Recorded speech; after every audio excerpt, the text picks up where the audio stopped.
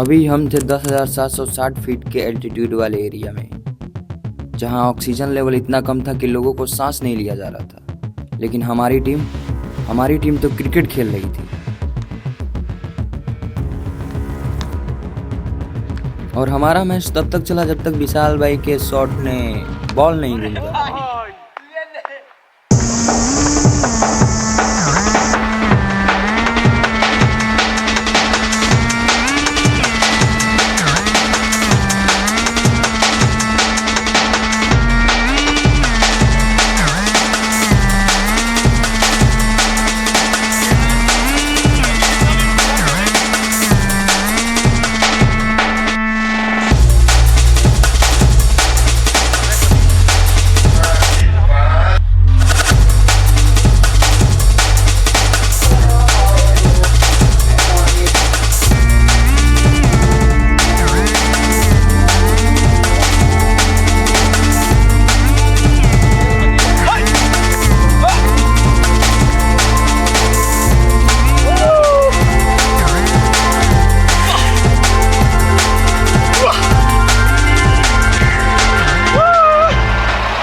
और अब हम पहुंच चुके थे शिमला में। 1030 किलोमीटर राइड करने के बाद हम 2 लोग निकले थे अपने गांव से स्पीति सर्किट के लिए। और स्पीति सर्किट का रूट कुछ इस तरीके से था।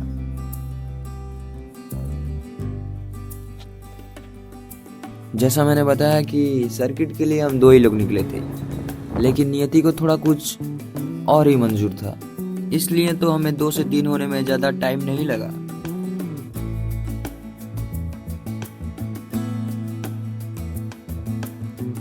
रास्ते में कुछ इस लुक के साथ मिले थे अंकल जी हमें, और अंकल जी से कुछ बात करने पे पता चला कि ये भी अपने घर से अकेले ही निकले हुए हैं और इनका भी पर्पस बस एक ही है, सर्किट कंप्लीट का। तो कुछ इस तरीके से हम 2 लोग नहीं अब 3 लोग हो चुके थे। अंकल जी की एज तो 45 प्लस थी, लेकिन हरकतें आज भी उनकी 20s वाली ही। और कभी कभी अनजाने में हुई गलती का कारण दर्द होता है। ये आज मैं बहुत अच्छी तरह से फील कर रहा था। हम रुके थे इस वाटरफॉल को देख के। हमने वाटरफॉल में पानी भी पिया, लेकिन वहाँ से उतरते वक्त मेरे हाथ में एक प्लांट टच हुआ, जिसको वहाँ के लोग बिच्छू बूटी बोलते थे। वहाँ मैंने एक अंकल से पूछा भी, तो उन्होंने बताया कि अगर छुए ना कहीं भी अगर लग जाए तो बहुत ऐसा लगता है कि खारिश हो रही है। कब तक मतलब दर्द होगा? नहीं, ऐसा दर्द तो नहीं ना होगा। मेरे को तो दर्द हो गया बहुत दर्द। खारिश ही होगी ना। हाँ, दर्द तो होगा। हाँ, तो कितने टाइम में सही हो जाएगा ये? तो हो जाएगा 10 मिनट के बाद सही हो जाएगा। अच्छा, ठीक है। 10 मिनट के बाद। तो अभी हम थे चिटकुल वाले रोड पे। रोड ऐसा था कि पूछो मत, और उससे भी ज़्यादा डर था कि हमारे बाइक में फ्यूल नहीं था। पूछने पे पता चला कि आगे कहीं फ्यूल स्टेशन है, लेकिन कहाँ है इसका कुछ पता नहीं था। फिर जैसे तैसे हम फ्यूल स्टेशन पे पहुंच गए और फिर टैंक फुल करने को बोल दिया, क्योंकि यही लास्ट फ्यूल स्टेशन भी था।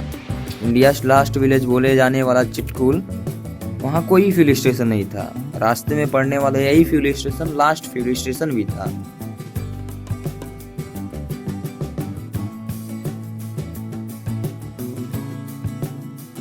और अब हमारी एंट्री हो चुकी थी इंडिया लास्ट विलेज चिटकुल में, जो कि सिचुएटेड है 11,320 फीट पे।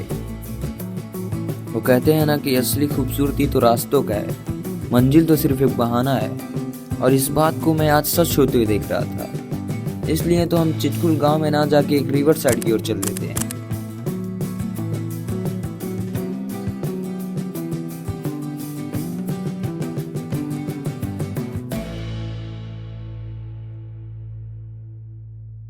और यहाँ इन बातों बातों में भाई जी ने ऐसा कुछ मुझे बता दिया कि जिसका वेट मैं कब से कर रहा था, ये हॉट स्प्रिंग पॉन्ड।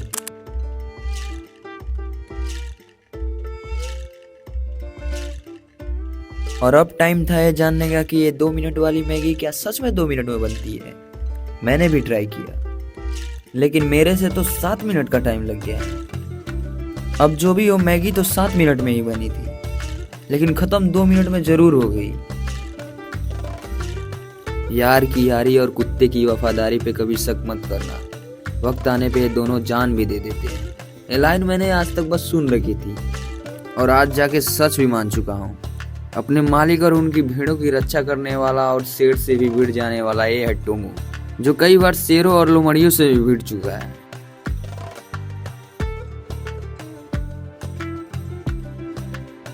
तो अब बारी आ चुका था चिटकुल गांव को एक्सप्लोर करने की, तो हम निकल देते हैं चिटकुल गांव में।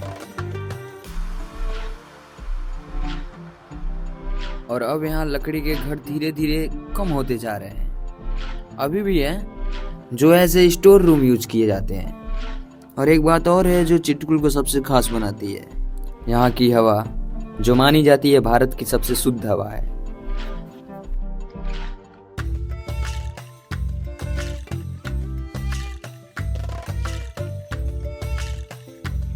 और अगली सुबह हमारी एंट्री होती है किन्नौर में, और किन्नौर डिस्ट्रिक्ट में हमें जाना था कल्पा।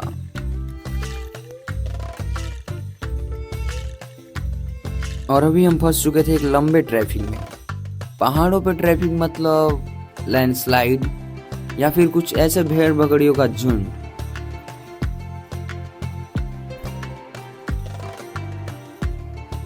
पहाड़ों पे सुकून का मतलब सिर्फ पहाड़ों से नहीं, वहाँ के लोगों से भी है। आज नवरात्रि का पहला दिन था और यहाँ पे सबको रोक रोक के भोज कराया जा रहा था।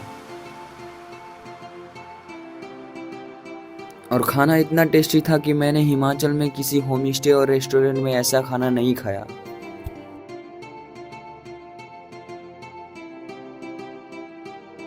और खाना खा के बाहर आया तो पता चला कि पूरा रोड ट्रैफिक ही ट्रैफिक। इन्होंने इतनी गाड़ियां रोक रखी थी, यहाँ तक कि गवर्नमेंटेड बस भी, और बस में जितने लोग थे सबको खाना खिलाया जा रहा था। हमने अपनी फिर राइड स्टार्ट की कल्पा के लिए, और थोड़ी ही देर में हम कल्पा पहुंच भी गए।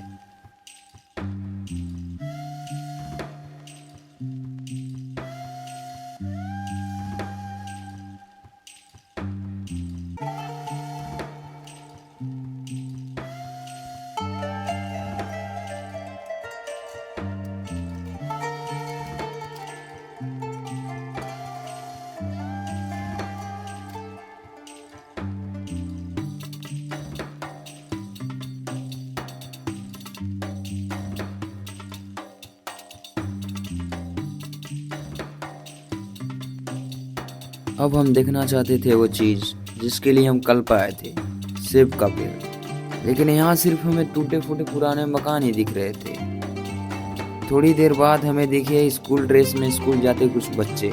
उनको देख के मेरे मन में भी आया कि यहाँ का स्कूल देखते हैं, तो बिना सोचे मैं स्कूल की तरफ चला गया। और इस बार मैं ना स्कूल ड्रेस में था और ना मेरे बैग में किताबें थी, फिर भी मुझे स्कूल में एंट्री मिल गई। यहाँ तक कि मुझे अपना फेवरेट वॉलीबॉल खेलने का भी मौका मिला, जो मैं अक्सर अपने स्कूल टाइम में अपने दोस्तों के साथ खेला करता था।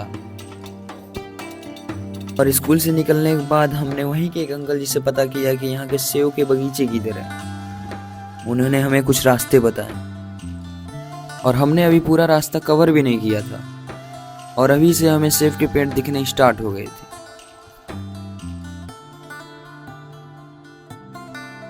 और यहाँ फिर इस आंटी ने बातों बातों में हमें इतने सारे सेब दे दिए। फर्स्ट टाइम इतना फ्रेश और इतने बड़े बड़े सेब देख के मन में तो एक्साइटमेंट थी कि कब इसे खाया जाए। और कल्पा में ही थोड़ा आगे बढ़ने पे हम जा पहुंचे इन दादी जी के गार्डन में। और इनके यहाँ एप्पल गार्डन में काम करने के लिए दो आंटी नेपाल से आ रखी थी।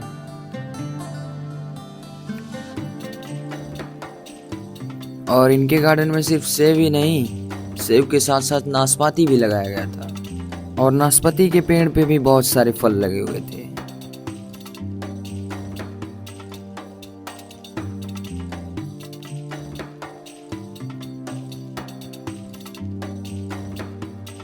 और रास्ते में हमें देखा कुछ ऐसा चीज जिसके बारे में मैंने एक्सपेक्ट भी नहीं किया था कि हमें यहाँ दिखेगा। ये वालनट, और फर्स्ट टाइम मैंने ऐसे वालनट पेड़ से तोड़े थे।